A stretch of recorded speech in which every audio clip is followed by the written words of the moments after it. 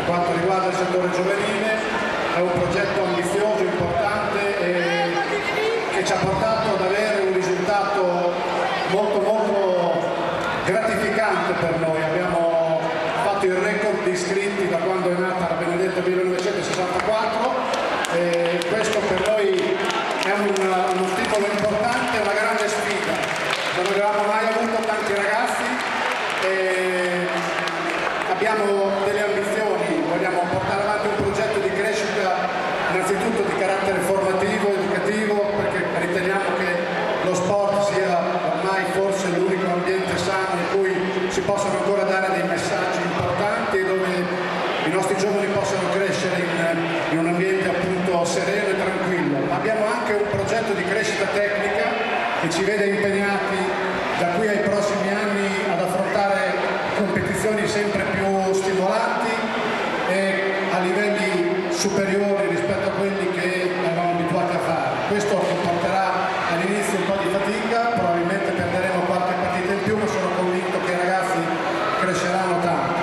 Ancora 2 minuti, 2 secondi soltanto, perché volevo dire che tutto questo è possibile ed questo risultato è anche frutto della grande collaborazione di chi ci aiuta, di chi ci sta di fianco, e volevo citarne alcuni. Sono aziende molto importanti nel nostro territorio: la Baltur, la Negrini Salumi, la Fondazione Cassa Risparmio di Cento, l'MF Elettronica, la Tipografia Baraldi, l'impresa Verighi. Sono tutte imprese che danno contributi importanti e che hanno sposato il nostro progetto. Oltre a loro tutte le aziende che hanno messo a disposizione i premi in qualche modo rendono più piacevole questa serata.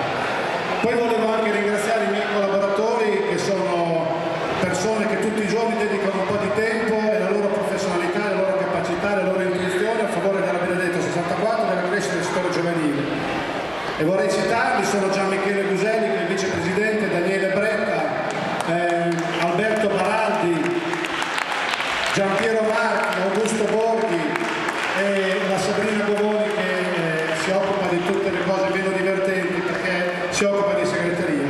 E infine, ma veramente infine, io vi chiederei, questa è una serata di grande festa, chiederei un applauso perché qualche anno fa, proprio in questo giorno, 2 grandi amici della Benedetto sono venuti a mancare e se fossero stati qua avrebbero fatto una grande festa, per cui un grande applauso a Zimmer e a Chicco Ravaglia.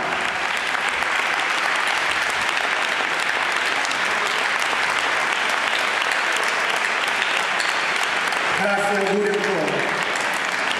Grazie Roberto, grazie mille. Passo il microfono al presidente Canelli, scusami, ti passo da là. Ringrazio Roberto, che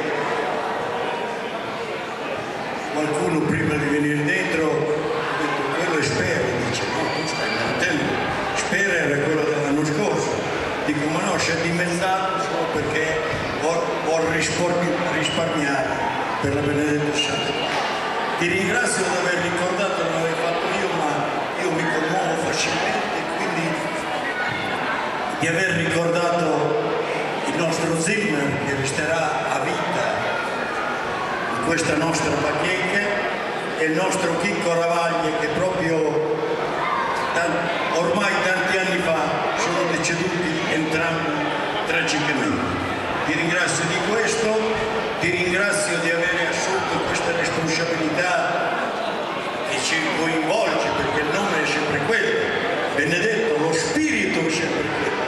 Quando io vengo tutti i giorni al palazzo, decine e decine di bambini, dai più piccoli dei 3 anni fino ai 19, accompagnati da altrettante decine di genitori che vivono questo sport con grande passione, io dico grazie alla Benedetto 64, grazie al Presidente Roberto Spera, e per quello che riguarda le nostre iniziative ci sarà altri 10 minuti prima della fine che io illustrerò i progetti della Benedetto. Grazie Roberto.